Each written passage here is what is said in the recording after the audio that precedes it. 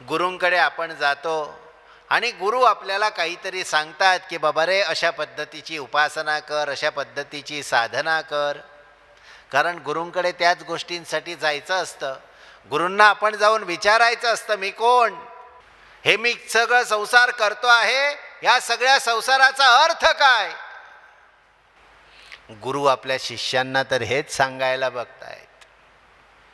समाजामध्ये भरपूर लोक असे आहेत की जे आपल्या नावाचा डिंडोरा पिटा म्हणून सांगतात, पण गुरु आपल्याला साधना देतात, उपदेश देतात, आणि ते उपदेश करत असताना त्यामध्ये ईश्वराचा संबंध आहे.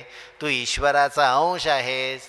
तत्त्वम असी, जो तुझ्यामध्ये वास करतो तत्त्वम असी, तेच तुझं खरं स्वरूप आहे. तू त्याला भज, तू त्याला मान, तुझ्याच आत्मस्वरूपाची उपासना तू कर, हे गुरु आपल्याला सांगतात. म्हणून बैसोनी निवांत शुद्ध करी चित्त, म्हणून आपल्याच स्वरूपाचं दर्शन आपण करत राहिलं पाहिजे.